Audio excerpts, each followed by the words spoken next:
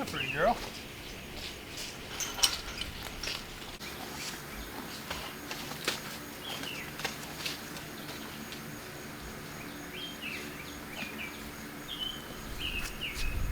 I'm taking Mr. Smoke. I'm gonna turn him out in the arena, let him chomp on some of this grass that's growing in our arena.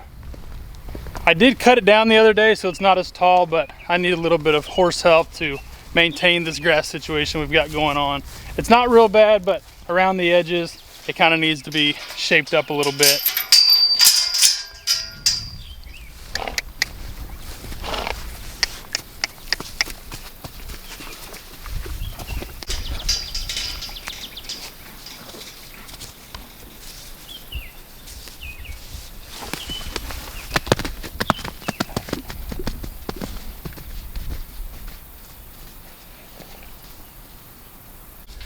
Well, alrighty then.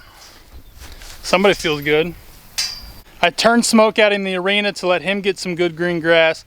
I'm gonna take these other two horses down by the river where there's some great grass, let them eat some of this fresh grass, and I'll explain why.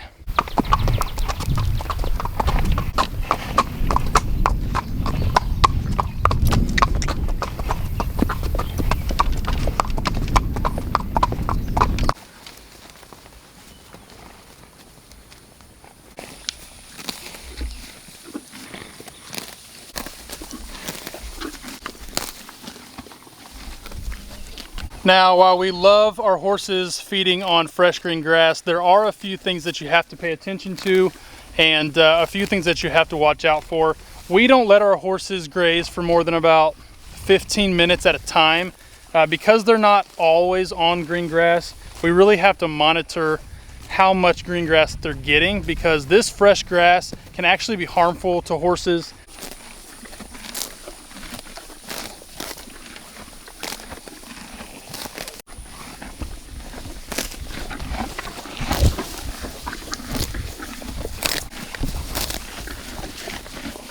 Let me just read something to you real quick. Abundance of fresh green grass can be a danger to grazing horses. Though it is a natural food of equine animals, cool season grass contains fructans, a storage form of non-structural carbohydrates. Most sugars and starches are easily digested in a horse's small intestine, but not the case for fructans. These carbohydrates pass undigested into the cecum and colon, causing shifts in the microbial population, upsetting hindgut pH. Now, I really, truly, honestly do not know what a lot of that means, but I do know that it's not good. It also has something in here about endotoxins. Again, I don't know what any of that means, but anything with toxins in it, no bueno. To avoid problems when turning horses out on spring pastures, limit grazing time to half-hour segments several times a day, and gradually increase the number and length of these access periods. Continue to offer hay to horses turned out on fresh pasture, as the new grass contains high moisture levels and very little fiber. Turn horses out in dry lots rather than confining them to stalls. Keep an eye on manure. And monitor hoof temperature. I've never monitored hoof temperature. It sounds like a fairly interesting ordeal. Laminitis is a serious and potentially life-ending ailment, so preventing it is far preferable to treating the condition. This is a great article. Green grass is great for horses, but do it in moderation. Now, having your horses turned out on fresh pasture is a really, really good thing. A couple of really good items is that it has a ton of vitamins and nutrients that is super beneficial to these horses, which they may not get when you're talking about just dry hay. Like I've said before, I'm not a pro, I'm certainly no veterinarian.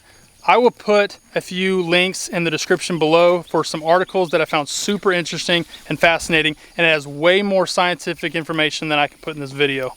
It's been about 15 or 20 minutes that we've been down here while I've been ranting and raving, and I guarantee you these horses are not gonna wanna go. I'm gonna have to kind of fight them to get up there. They wanna stay down here and eat this grass.